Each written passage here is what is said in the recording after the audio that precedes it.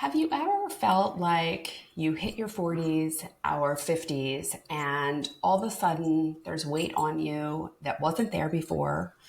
There's weight on you that you can't figure out why it's there, or there's weight on you that you just cannot get rid of no matter what you do, and you're following all the instructions and you're doing all the right things and you're eating less and moving more, and you really just cannot figure out what's going on with you. Well, my guest today was in that same exact position, but she figured it out. So I am so delighted to have Dr. Emmy here to talk about her own personal struggle and journey with weight loss. And, this isn't about how you look or, society's norms or anything like that. But we know that if you are carrying extra weight, and it can even be an extra 10 pounds around your waist, these are risk factors for significant chronic diseases like breast cancer. So this is a really important conversation to have. And also, when you lose that weight, you look better and feel better. So it's so important for all of us to get that under control so that we have metabolic health and so we're not suffering. So with that, Dr. Emmy, welcome. I'm so delighted to have you here. Thank you so much for having me, Dr. Jenn. I'm really happy to be here. So why don't you just start off by telling us your story, because I'm sure that everyone is on pins and needles waiting to hear it. Well, so I actually have had kind of a lifelong struggle with weight.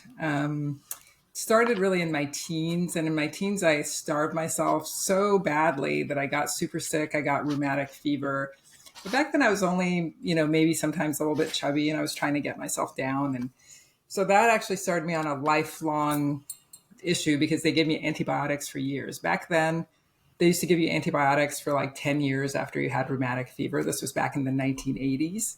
Oh, my goodness. And a lot of women back then also had the same thing in their teens, except it was for acne. So I don't think I was alone in my huge exposure to probably unnecessary antibiotics. And I do want to add in that any course of antibiotics is going to increase your risks of cancer down the line. So we have totally unappreciated and underappreciated the long-term damage that antibiotic courses can do. And for a long time, they were given out. If you had sniffles, you were given a course of antibiotics. And we totally unappreciated in that teenage population the effect that prolonged antibiotics were going to have to people decades later. Yeah, it really was an issue. But, in my 20s, I was able to mostly hold down my weight by really working out and starving myself. So I got married. And then I went on birth control, and that packed on about 40 pounds, which I then took off again because I was in my 20s. But then I had kids. I was working as like the only hospitalist in a little small town hospital, and it was super stressful. And then one of my kids is on the autism spectrum, and at that time he was super affected. I'll kind of talk a little bit more about that because he's the person who got me into looking at things in a more functional and holistic way. But so the pounds just packed on and on and on. And I ended up at 235 at about age 34 or so. But back then, again, it wasn't that hard to lose weight because I was in my 30s. So a friend of mine was teaching a class on low glycemic eating. He had a supplement that helped with insulin resistance. It had a little chromium and CLA in it. Took his class, and the weight came off again until perimenopause hit in my 40s. And then it packed back on, and it was very stubborn. It would not come off no matter what I did.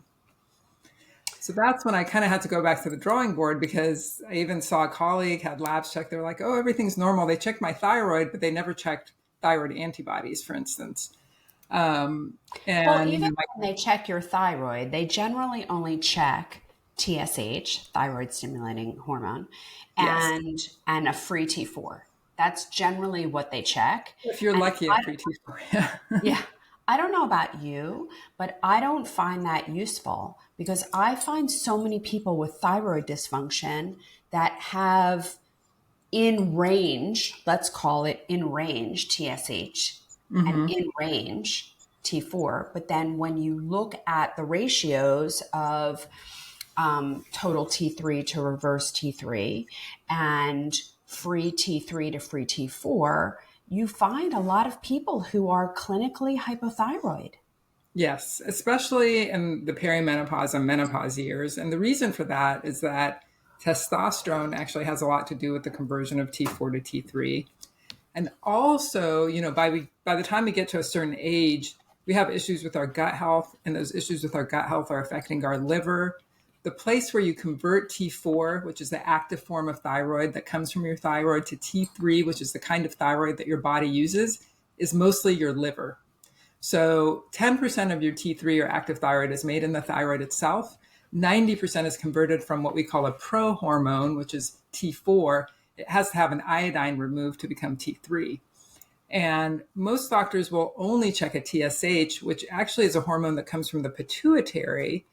And that hormone, basically, they use as a marker for what's going on in your thyroid because T4 will feed to the pituitary. And if your T4 is high, your TSH will be low, which means, you're hyperthyroid. And if you have no T4, then your TSH is going to go up or less T4. The problem is TSH could be high or low, not because you have an issue with your thyroid, or maybe you do have an issue with your thyroid, but because of your pituitary also having an issue. Like 10% of people have a tumor in their brain that makes prolactin. 10% of people. If you have a tumor that makes prolactin, your TSH is totally invalid because prolactin is going to affect the pituitary making TSH. So you could have hella thyroid dysfunction going on.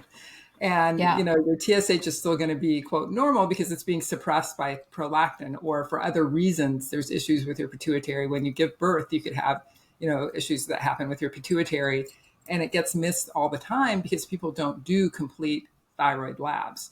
So TSH is a beginning point for a hormone that's stable over about 6 weeks. But you should also have a T4 to see what your thyroid's actually putting out, a T3 to make sure your body's actually converting that into T3, the active form. Reverse T3 actually looks at intracellular T3. So what kind of T3 is in your cells? Reverse T3 is a hormone that's made when your body makes the wrong hormone. Instead of taking T4 to T3, it takes off the wrong iodine and it makes reverse T3. But that ratio actually can tell you about what's going on within the cell when it comes to T3. And then you also should look for what else could be going on. Like, is your iodine low? I've never seen people really check iodine, but they should when they're checking someone's thyroid level. And what is your preferred method of checking people's iodine? Well, I mean, the best method is a 24-hour urine, but that's not super practical for most people. So a serum iodine isn't perfect, but it's a good start. I think it's better than nothing because if it's low, it's helpful. If it's not low, it's not that helpful. So if it's low, of course, you're kind of home free. If it's higher or normal, but you still suspect iodine deficiency, then you kind of have to do a 24-hour urine to prove it. But a lot of times, you'll see these other things like fibrocystic breast disease that you can get with low iodine. So not just thyroid dysfunction. So people don't get their iodine checked when they're getting their thyroid checked, and they don't get checked for autoimmune thyroid disease. So thyroid peroxidase antibody and thyroglobulin antibody are two markers of autoimmune thyroid disease. There's a lot of endocrinologists that maybe don't specialize in thyroid that maybe might ignore that or say, like, if the rest of your thyroid numbers are normal, that's okay. But endocrinologists that are really in the know and focus on thyroid will treat someone who has a positive thyroid peroxidase antibody or thyroglobulin antibody and symptoms of being low on thyroid, like weight gain, brain fog, hair loss, fatigue, Swelling, edema, dry skin, swelling, dry redness, everything, hair, brittle all these nails. things. Yeah, all these things that we associate with thyroid, you would get treated by an endocrinologist that really understands what autoimmune thyroid disease is. Because if you have autoimmune thyroid disease, your thyroid is not going to function properly, even if your labs look normal. If you have symptoms, you have thyroid dysfunction. Now, from a holistic approach, we don't necessarily treat you with medication. We fix the underlying issues like your gut health, your liver health, and try to get your body, give you testosterone if you're low on testosterone, try to get your body to convert T4 to T3 the right way. But, it's not always possible. And sometimes I will put people on T3 while I sort of figure out what's going on. Yeah. And was that one of your issues? Is that what you were dealing with? That was one of my issues. Of course, gut health with the years of antibiotics. That was one of my issues. I had a lot of inflammation in my gut, a lot of issues with my gut barrier. So when you have issues with your gut barrier, what can happen is your gut is really where your body meets the world. And sort of what, everything that you put into your body is actually pretty much absorbed through, your gut, your intestinal system. So when that system has issues, you are going to have issues because that system is supposed to be a barrier. For instance, your immune system will react to anything that's a big protein. You're only supposed to have small proteins leave your gut once they've been fully digested and cut into what we call amino acids or short chains of amino acids. So long chains of amino acids are very problematic. Your body will treat that as something like a virus or something it needs to react to because the immune system reacts to big proteins. So if you have an issue with your gut where it's not acting as the barrier that it should, or it doesn't have the enzymes that it should to break things down, then you're going to have these big proteins that leave your gut. And then what's going to happen? Your body's going to see you as under attack instead of having a gut that's not doing its job. So gut health is really important. There's actually data that if you have an increase in LPS, which is a part of a bacterial wall that should never leak across your gut. I mean, you have bacteria in your gut that help you with digestion. They actually are some of the important things that signal your brain. They make the precursors to neurotransmitters or brain chemicals like serotonin, the one that helps us relax and sleep. Serotonin itself, doesn't, if it's made in the gut, doesn't cross into the brain, but the precursors are made in the gut and do cross into the brain. So if you have a compromised gut barrier, you're not going to make those neurotransmitters like serotonin and dopamine that make you feel satisfied where you don't overeat, for instance. So this is super important, not only from an inflammation standpoint, but from a brain standpoint. And these microbiota, these little bacteria in your gut, have a lot to do with doing all of these jobs for you. But if they're compromised, for instance, you can have an overgrowth of bacteria that aren't so good, that aren't going to make the right things, that are going to make the wrong things. You could have things grow in your gut like candida that might increase your cravings for sugar. So all of these gut health issues are so, so important when it comes to weight control. And yet they're hardly ever looked at when it comes to the industry. Now they're saying, like, for instance, with some of these drugs that they're using, what it's actually doing is helping to repair the gut barrier. But there's actually ways of doing that without using medications. So I want to back up a little bit and just talk about how you transitioned from a hospitalist, because I know that hospitalists are not thinking about root cause medicine. Right. And yet you very much, you consider yourself like the Dr. House of weight loss, which I loved that show. Like, that show was amazing. And my husband and I used to sit and watch it. And he used to look at me in amazement when I would name all the things that were happening. So that title really resonates with me.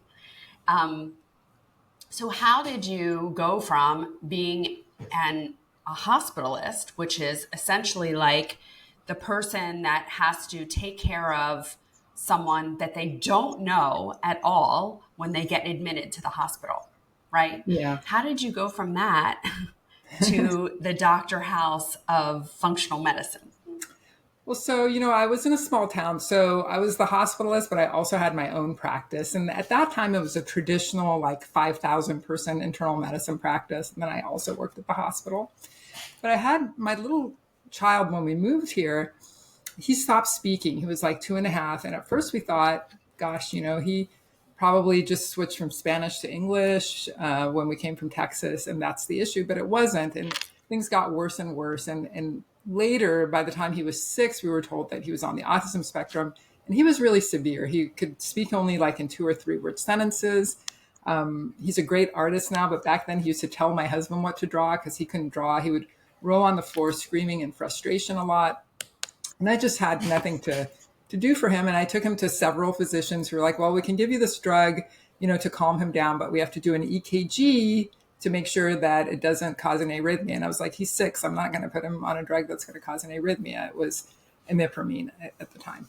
And so I just was very lucky because people knew that I was sort of open to holistic approaches. I come from a long line of physicians that worked in the Persian court, actually, for thousands of years.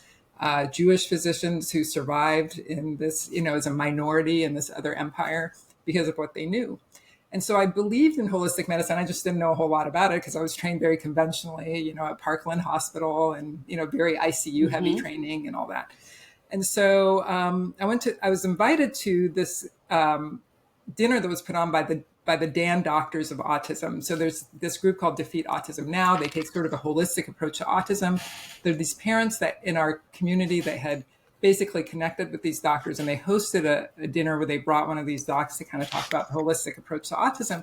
And he talked about diet. He talked about why you would want to take a child on the autism spectrum off gluten and dairy, because there's a lot of data that, for instance, biopsy series done in the 90s where they took kids on the autism spectrum and their siblings and biopsied their colons and showed the kids on the spectrum had almost changes that look like Crohn's disease, really wearing of their gut lining and all that. So he was talking about putting them on a gluten-free, dairy-free, no sugar, no artificial color and flavor diet, and using fish oil. So I did that for my son. I was like, well, nothing else has helped. I'll give it a try. And when he went on that diet, I did too, because I thought one person in the family should. And lo and behold, he got a lot better. He stopped screaming. He stopped rolling on the floor.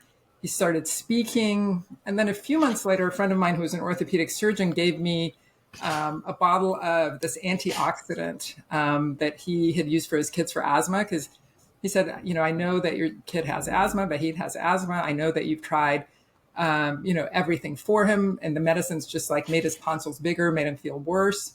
A lot of times people on the autism spectrum, they react more to what's in the medication than the medication helps them. So he gave me this antioxidant. Lo and behold, in 3 months, my son went from not recognizing letters to reading. So I was like, wow, there is something to this, holistic medicine. And when I looked up what was in this antioxidant, it had pycnogenol, which is pine bark extract. And there were these series of studies in Poland about putting kids on the autism spectrum on this particular antioxidant, because it turns out that kids on the spectrum have low levels of something called glutathione, which is in our cells that's supposed to protect our cells from damage and from toxins. And a lot of kids on the autism spectrum have low levels of this. And so the fish oil, which really helps with making dopamine, it turns out, a neurotransmitter, and this particular antioxidant really helped my son. And when I went on that diet, I had lifelong, irritable bowel syndrome, where I would get up in the morning, have to run to the bathroom, could never predict when things were going to happen to me, had tons of bloating.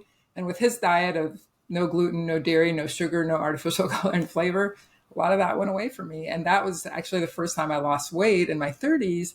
That diet really helped me. Now, I didn't change my diet in my 40s, but still gained weight, which is why I have so much empathy for other women who are in that particular place, especially because, we get so much thrown at us as though like, oh, if you've gained weight, you're like just fat and lazy, and you get like these male personal trainers and sort of these male nutrition experts, and even some females that I think probably don't have a lot of issues with weight, who are just really unsympathetic, and they're just like, eat less, exercise more. And a lot of the women that I talk to are already doing that, and they are not losing weight because these underlying issues like their gut health, they're eating the wrong diet for their genes, which I really want to talk about, because personalized medicine is one of the main things that can help you lose weight, personalizing your diet to you.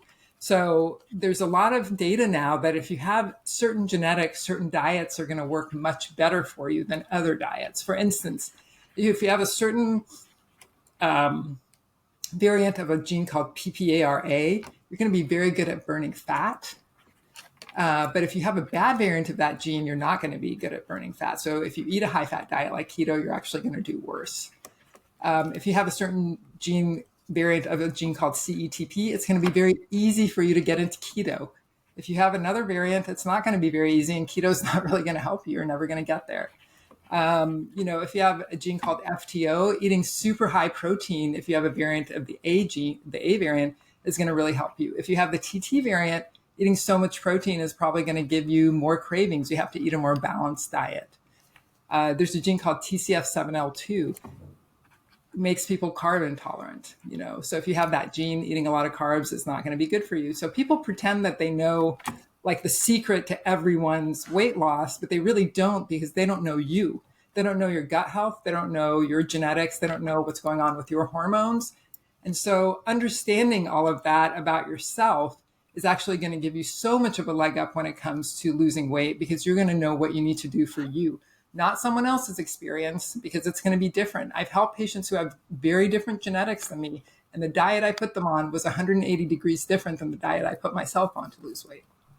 And I think that that's such an important point, that the notion that there is one right diet for everyone is so false. And I also think that people's dietary needs or their tolerance changes over time. And there are things that you can get away with in your youth that you can no longer get away with in your late 30s, 40s, 50s. Like, things change. And I think that we have to shift, and there's a time and a place for everything. But to your point, we are all bio-individual, and what's going to work for you is not going to work for me, and vice versa. So I would like to get into this a little more, because I think that this is fascinating. So what tests do you use in order to determine people's genetic predispositions to what they do and don't tolerate, and what is best for them? So I use Nutrigenomic testing, and I actually use a consumer one because they give you access to 8 million genes. Now, I don't look at 8 million of them. I look at maybe 250 of them. But I have the ability to look at that. So if like something comes up, I may go back and look at a gene, and they have some amalgam reports that are really good, where they look at some different genes that contribute to a certain thing, and they give you the data for that. But I will say that even that report, which I love, I really modify. Like, I don't go by the report totally that they give me, because sometimes they're wrong. Like, I've read the research on certain of the genes, the way they report them and what they say about them, and it's not what I would agree with. Like, for instance, if you have a certain gene, it's called PEMT. It's a gene that has to do with fatty liver. And if you get deficient in choline, which is a B vitamin, and you have a bad variant of this gene, you can develop fatty liver. That's why you see thin people sometimes with fatty liver. But those of us who have a tendency to insulin resistance are actually going to do a lot worse with a bad variant of this gene. Now, what they tell you to do is take a bunch of choline if you have this gene. The problem is, when you look at the studies where they've given animal models lots of choline, nobody's ever studied this in humans at all. What happens is they become insulin resistant. And so you want to really just make sure you're not choline deficient, not overshoot the choline mark if you have this gene, but you want to take annatto-E, which is an antioxidant that protects the liver. That's what the literature says. The reports in these genetic tests don't say that. I think sometimes they can be misleading. The other problem with genetic reports is that a lot of times they don't look at the interactions between genes, which you really have to be an experienced nutrigenomic expert to sort of understand this. It took me years. I started studying nutrigenomics in 2008 when my dad had a heart attack, and the cardiologist told him he didn't know why. And at that time, I was working for a company doing nutrition education for docs, and they started doing nutrigenomic testing. It was the first test I'd seen. It predated 23andMe. And I found out that my dad had MTRR, which is a mutation very common in his ethnicity, Middle Eastern Jewish people. And MTRR actually causes you to not process B vitamins properly. So you make this thing called homocysteine, which damages your vessels. When I was going to residency, they're like, we don't know if homocysteine is like a bystander or if it's really a bad actor. Now they know it's a bad actor, that it can cause damage to vessels and inflammation. And there's even studies linking it to high blood pressure, for instance. And so, you're supposed to get homocysteine down. Usually, though, the mutation most people have that causes homocysteine to go up is MTHFR. That's one people have probably heard of. It's called the mother F gene to some Mm-hmm. people. For Yeah. that gene, you have to take a specific kind of folate. But for my dad's gene, you actually have to take a specific kind of B12. So knowing which gene you have is super important. And then the other thing is if you have a separate gene called COMT, carboxyomethyltransferase, this is a gene that gets rid of fight or flight hormones. This gene, some people have a slow Well, it's copy of also it. involved in estrogen It detoxification. is, yes, Yeah. exactly. So It's it's one of the leading estrogen things, or hormone and fight or flight. Yeah. yeah. So, yeah. So it is one of the main genes in estrogen metabolism. Yes, Dr. Jen, thanks for pointing that out. So COMT can be one of those genes, and people can have a slow copy of this gene. Now, if you have a slow copy of this gene and you take a bunch of methylated B vitamins, which a lot of experts tell everybody, oh, just take a methylated B vitamin, you're actually going to methylate this gene and you're going to slow it down, methylate Even more. the making of this gene and actually slow it down. So people who have COMT, who also have MTHFR or MTRR, but don't know they have COMT and they're given a bunch of methylated B vitamins, they get very anxious. So it is something that you really want to watch. You want to work with somebody that really understands nutrigenomics and the interaction between genes, because that's kind of the most important thing. And there's so much we know now from the literature that isn't reflected in some of the consumer genetic reports that people get. I mean, the ones over the counter, for the most part, the popular ones are somewhat ridiculous, but even the one I use, which is really detailed, like I said, there's things in it that I would change when I talk to someone about their genes, but it gives me the raw data that I need to start that conversation. So when you look at genes, really you want somebody that's done it a long time and has read a lot of literature about it, because otherwise you can kind of sometimes do a little bit more harm than good when you just follow people that say just like, oh, just take a methylated B, that sort of thing.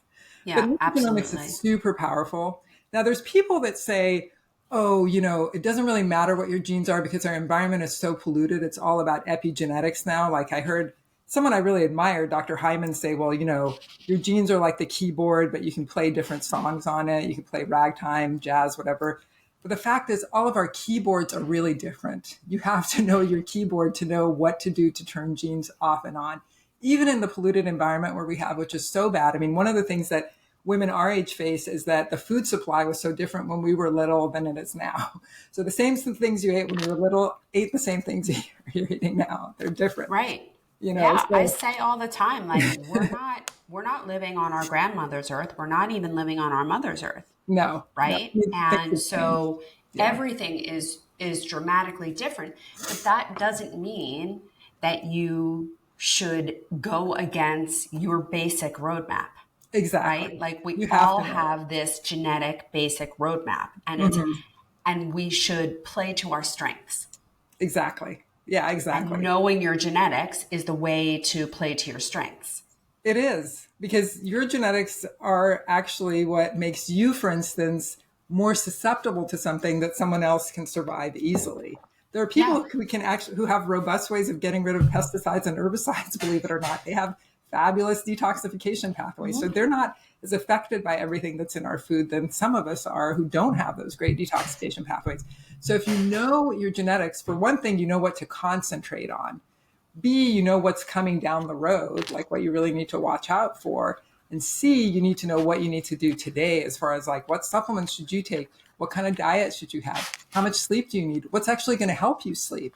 Some people are low on glycine. They can't make this amino acid glycine and they bang their heads against the wall, take all these different medications, but something simple could have solved it if they knew their genetics. So that personalized medicine and that personalized roadmap is so important in every part of health, but most especially in my field when it comes to getting to the right body composition. Yeah.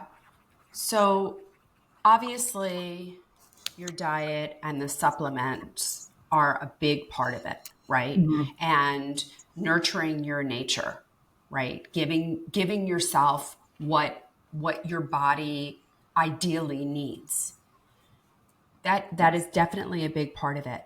Talk about the movement and exercise part because that feeds into your genetics too, It right? absolutely does. Yeah. I mean, Exercise is one of the biggest, what we call epigenetic switches that you can throw. So the reason we want to know your genetics is we want to know how to encourage the genes that are good, turn off the ones that are bad, and eat to your advantage or take supplements to your advantage.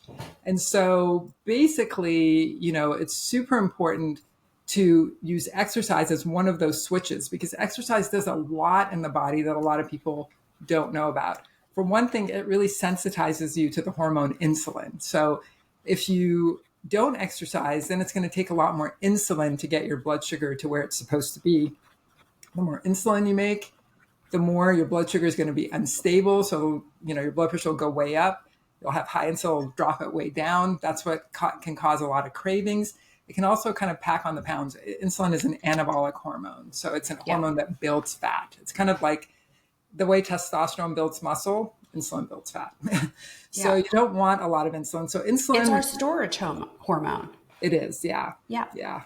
So it pushes, sugar into your cells basically and makes you hang on to fat. And so, because our ancestors needed that, they had very little food. When they got food, they wanted to store it so they'd have something for later. We're not usually in that situation. So basically, and there are people who have more of our ancestral genes. Like ApoE4 is a gene that people demonize a lot because it is linked to Alzheimer's. But when you look at people in the developing world, people with ApoE4 actually do better. They're less likely to die of infection. They're less likely to have low birth weight babies because they hold on to that fat in their blood. Why? Because our ancestors needed that. They didn't have a lot of fat around. So Yeah. ApoE4 is I an mean, ancient gene we, that does terrible in our modern society because it increases insulin resistance. It kind of like wraps your insulin receptor in fat, sort of, because you have so much fat in your blood. So yeah, it can be a huge thing if you know about it. But it is a gene that was protective to our ancestors and totally non-protective to the way that we live now. yeah. Yeah. And we have to remember, like, we are modern beings living on a Yeah, very old gene code.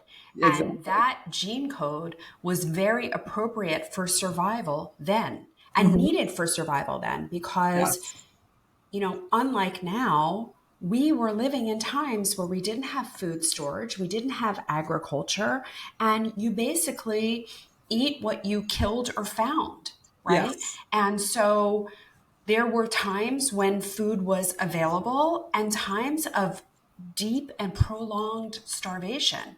And Yeah. it was only the people that could store, that could make fat and live off of that survived.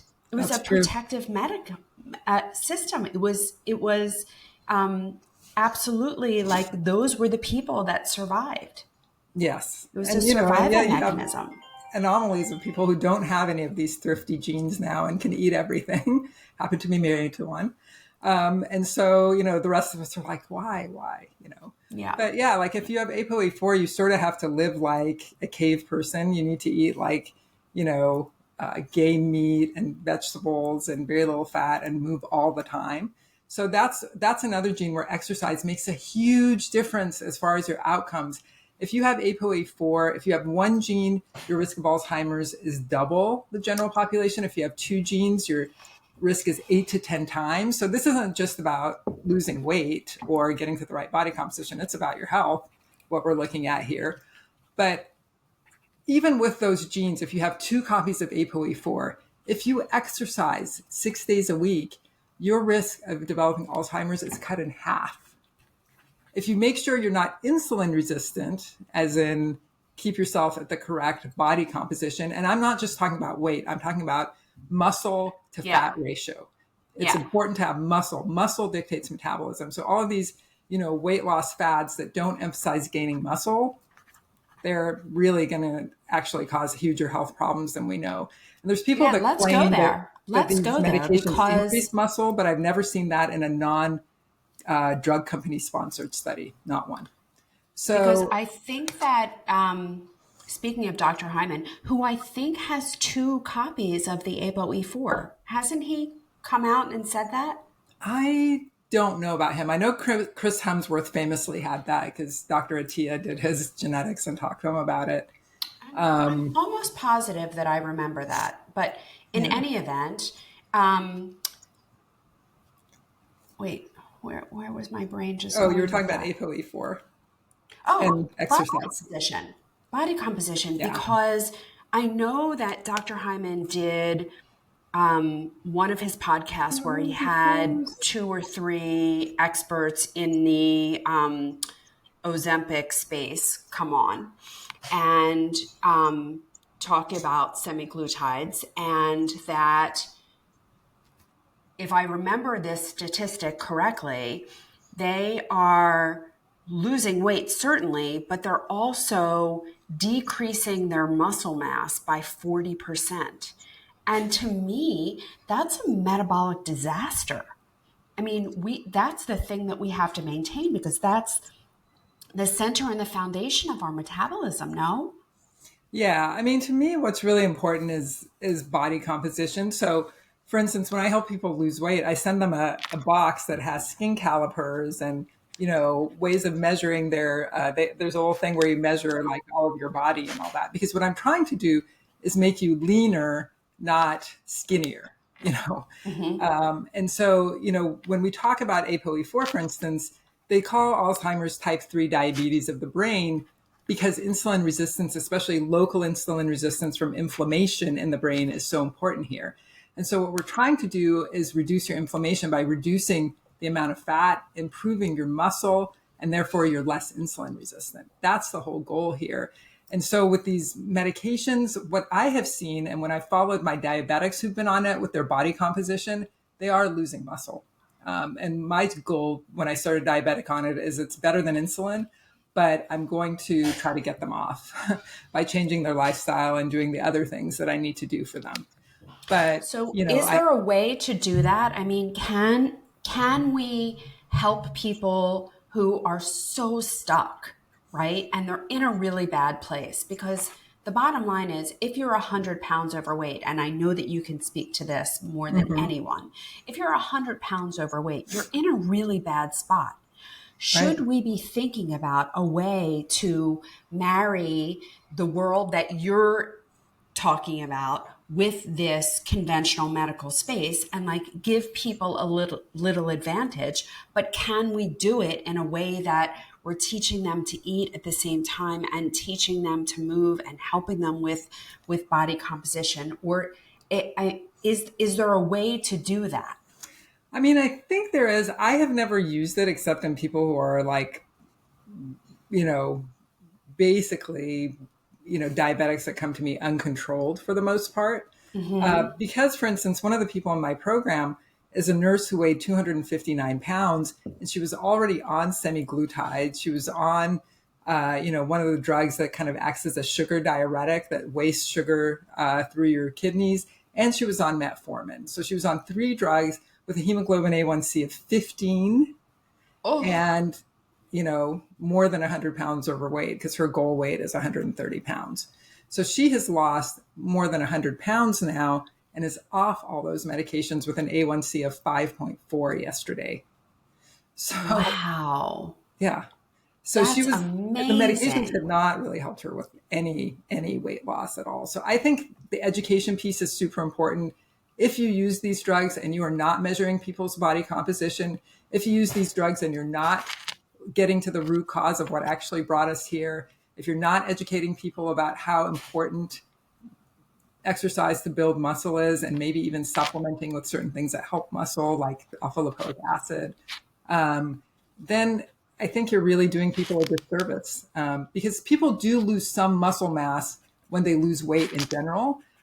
But if they're becoming less lean, you're doing them a huge disservice. So, like for me, I went from 45% body fat to 22% body fat. That's huge. That's becoming really lean. And I did not lose that much muscle mass. Because it took me 2 years, more than 2 years maybe overall to lose this weight. Most of it I lost in 18 months, but really for 6 months, I was really changing things and whatnot. And so, losing weight slowly is really important so that you lose fat and don't lose muscle. Having a very nutrient dense diet is super important so that you're feeding your muscle. And then perhaps supplementation to correct things like, not being able to utilize insulin well, supplementation to help with deficiencies that you might have, and things that might preserve muscle, like alpha lipoic acid. What does losing weight slowly mean to you? It really means no more than a pound or two a week, because your body can get shocked and your body can actually have issues when you do things too drastically. Even with hormones, when I do hormone replacement therapy, I'm really careful to do things kind of slowly, and let people's bodies adjust. And if they're coming off something, I usually do it really slowly too. The body likes set points.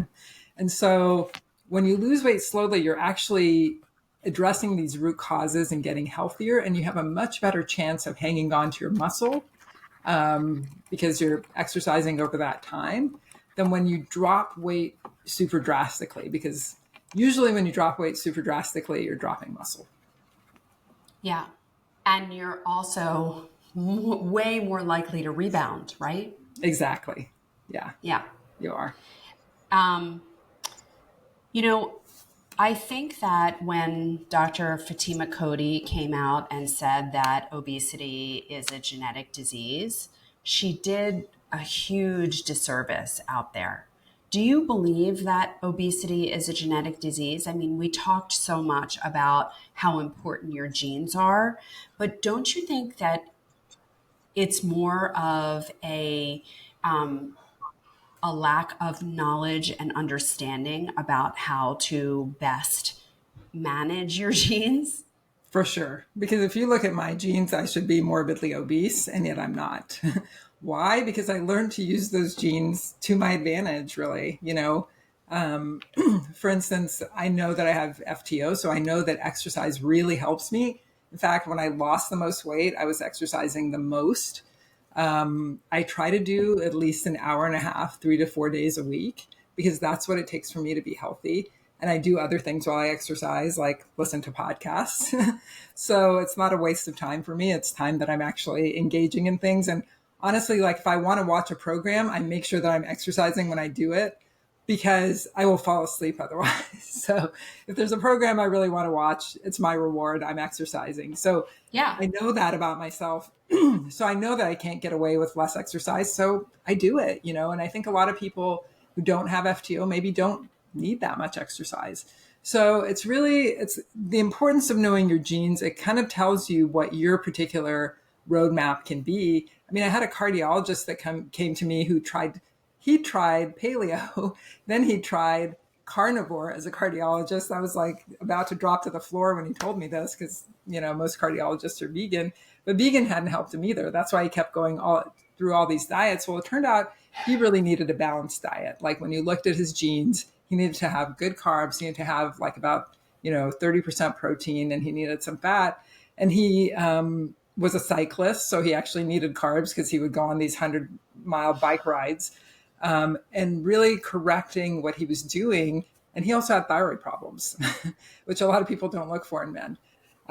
So, knowing Although it's getting more and more common. much more common. Yeah. I think because of, what's going on in our food supply, and the fact that it's, that more of us have issues with our intestinal health than we used to. It's becoming more common in men and really overlooked in men, actually.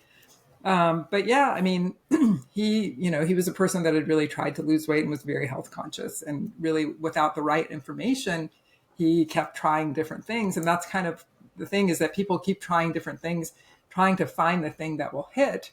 But if you know your information first, if you know your hormone balance, if you're low on certain nutrients, if you know your gut health, if you know your genetics, if you know your food sensitivities and food allergies, so the things that could be causing intestinal inflammation, if you know what to do for your gut barrier, all of these things will help you to lay the foundation to make yourself healthier, so that, having the right body composition is part of that health. Yeah. Um, Other than genetics, and we completely appreciate how important it is, Mm-hmm. but there are other things that serve as barriers to people's health. So, Yes. what kind of things are you looking for when you're being that Dr. House and trying to figure out the root cause of people's metabolic disturbance? Well, I mean, believe it or not, a lot of people that pack on weight do it because of trauma. So I had a patient who was actually a leader in Weight Watchers. She'd lost all the way down. She was very thin when I met her. But when she got down to that weight, abuse that she'd had as a child when she was thin actually came back to her. And she had used this fat as kind of a protection for herself to hide herself from people, sort of. Yeah. And she freaked out when she got to this very low weight and gained everything back. This was early in my career. I myself was probably 235 when she was my patient, so I didn't have the tools to really help her. But I've seen this so much. Mindset has so much to do with it, but also really dealing with trauma through someone who's a competent therapist. If you've had a lot of trauma in your life, you're not going to be able to lose your weight away from this trauma. You really need to fix it. Mind body wellness techniques are super important. So I've learned tapping, I've learned box breathing, I've learned all of these techniques. My sister, Dr. Atusa, who's an allergist, is actually really into mind body wellness. And she has a whole library on Clubhouse that people have told me they found of her breathing practices that she does for people. So I really in my practice, I really encourage people to do yin yoga, which is a kind of yoga that really helps with relaxation, that really helps with mindset, because mindset is the most important thing. It's the thing that's going to keep you to the diet that your genetics say you need to have. It's going to keep you exercising, for instance. So that's one huge barrier. I think economics is another barrier for people because it's pretty expensive. People say it's, quote, elite to eat healthy. And in a way it is, but there are foods that are less polluted. For instance, turkey is one example Dr. Hyman gave. Turkey is actually pretty clean. Whether or not you get organic, there's a lot of laws about how turkeys are treated in the United States because it's our national bird. So that's one clean source of protein. That's so interesting because chickens do not enjoy that privilege. Exactly. No, chickens and don't. The chicken industry is deplorable.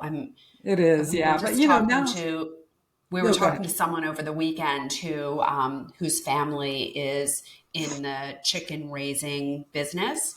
And the one thing that family never eats is chicken. Yeah. Because they know the conditions under which chickens are raised. Yeah. Chicken is, and unfortunately, in a lot of our ethnic cuisines, there's a lot of chicken and it's not good. I know. You and I share the same ethnic cuisine. Yeah. So there's a lot of chicken and I really, really struggle with it. Yeah. I personally don't and haven't in many, many, many years, but my husband and my sons love chicken. Yeah. Yeah. People love chicken and it's not tough. very good for you. So so I would say turkey is a great meat. Sometimes there's, wild caught salmon on sale for $3 or $4 a pound here in Seattle. I think, I love the EWG's Dirty Dozen and Clean 15 because it gives you 15 clean foods that you can eat that are non-organic. And non-organic, non-processed food is basically the cheapest food you can get. They charge you for processing and packaging. So that's really what I recommend to people who don't have a lot of money. And then for the testing, I'm actually coming up with a program where it's going to be a lot of DIY functional medicine testing where you're going to learn to interpret your own tests. And the reason I love this is because I think it's going to bring people very close to their testing. Like even in an elite program, a doctor is going to spend 2 hours with you on each test, but you can spend hours on your own test and you're not going to lie to yourself about what your habits are. You may not tell me what you're eating, but you're going to know what you're eating and what that means for that test. And so I'm really excited about rolling this out. People will be able to get some coaching if they want to, but really it's going to be learning about their own tests and really how to interpret this for themselves and their lives. Because I think this is something that's sorely needed. It's not done in the regular medical system in our 5-minute office visits. Nobody's getting to the root cause of what's going on with you.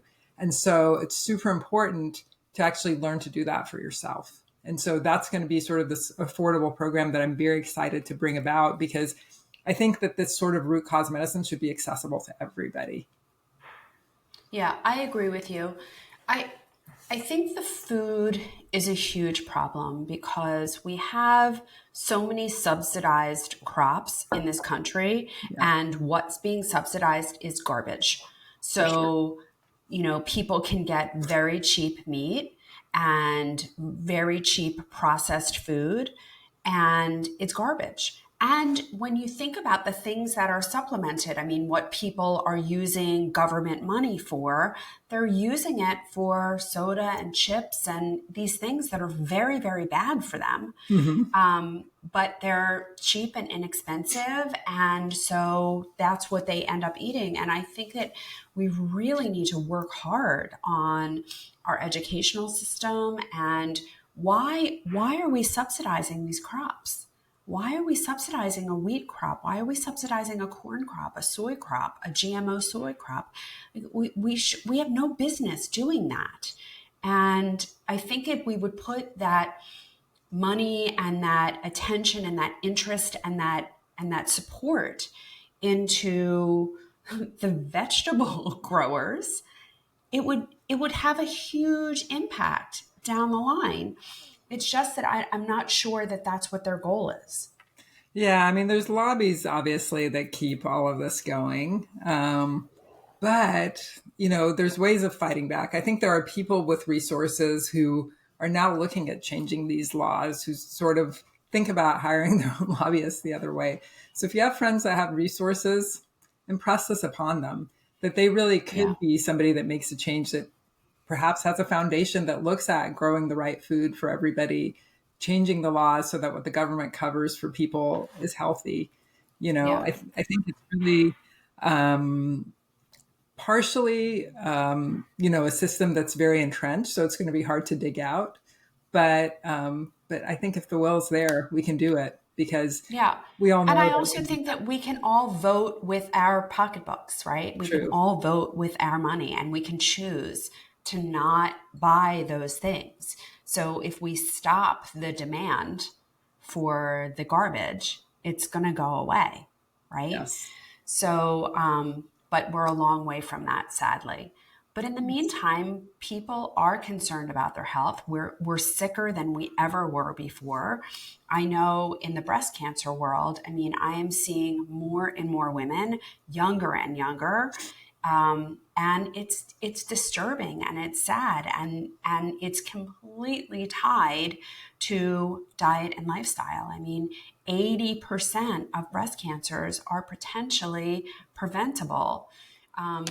Some of it is coming from birth control pills. Some of it is coming from prolonged antibiotics. Hmm. But there are things that we can control. And I say, if you were in that position where you were on a whole bunch of antibiotics as a child, like we can't go back and fix that. It's water under the bridge. But we can start today and build your health. Yes. And that really starts with And building the yeah, intestinal health, which was damaged with the antibiotics, and the cellular health. A lot of people don't understand that antibiotics actually in general hit your cells also. So if I have to give someone an antibiotic, I actually give them NAC to protect their cells. There's some data that does that. And so, yeah, if you've been on antibiotics, there's some road to go back to sort of change what happened to you. You can make a lot of difference. But yeah, it's super important. And I think in breast cancer also, body composition super important. I mean, estrone, the estrogen that's so terrible for, sort of stimulating breast cells the wrong way, it's made in fat generally. And so the leaner your body composition, the less chance you have really of those bad estrogens being around. yeah. And that is demonstrated all the time in these women who are postmenopausal and not so symptomatic because they have a lot of fat cells. And so the fat cells are making estrone. And so it's hitting their receptors and they're not having hot flashes and they're not having all of these kind of negative side effects that we see with menopause. And Mm-hmm. so they're like, what's the big deal? Yeah. Right? Until they get into trouble with estrogen dominance, which is, when they wind up in my office. So obviously, we want to listen. I would be delighted if tomorrow breast cancer was cured and I could go find something else to do For because sure. I'm a very purpose driven lady. So I would go find something else to do gladly, joyfully, right? And I'm sure you are the same, where Mm-hmm. if we could solve this obesity crisis, it would be an amazing blessing, right? We are very much the same in that we went into this profession to serve. But what we didn't want to see, I mean, I'm 30 years into my career at this time. I didn't want to see people worse off now than they were when I started. And yet, that is the toxic soup that we are all swimming in right now. That people are definitely worse now than they were when I started. I don't know if you feel that way, but you are making an I do. incredible contribution to your community. And in the work that you're doing, you're preventing people from coming into my community. So for that, I thank you, deeply from the bottom of my heart. Thanks. I am actually very interested in working with you because I think that my people could really greatly benefit from your knowledge. So Thank you so let's much. definitely brainstorm about how to do that. In the meantime, how can people find you?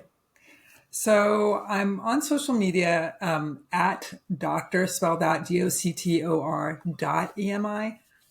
And you can reach me at dremi.com. So doctoremi. This time, no dot in the middle. So in social media, it's dr.emi. Or on Twitter, it's Dr. _Emmy because you can't have dots on Twitter. But at my website, it's just dremi.com. So you can find me there. We have some exciting things coming up. We have actually a DIY gut health program, and we have a DIY coaching program coming up. So people who are health coaches or health professionals who really want to learn more about intestinal health and the microbiome and how to help people from that perspective. We have a class coming up this fall, which I'm super excited about. And so, to me, doctor has always meant educator. And so moving into this education space with what I do is really something I'm super excited about. That is amazing. That is amazing. I'm so excited for you. I will support you in any way I can because I really, really believe in what you're doing. Thank you, We will Dr. make Jen. sure to put all of that information in the show notes, and there's more to come for us. So stay tuned. Same here. And I'm excited to get QT imaging. So I want you guys to come to Seattle. Yeah, yeah, Yeah. absolutely. And we can definitely talk about that. Yeah. And if you liked this episode, which I can't imagine that you didn't, so please like it, comment, share it with someone who needs to hear it and who doesn't need more metabolic health in their lives. So please share it and know that I will see you back here this time next week. Until then, it's Dr. Jenn. Bye for now.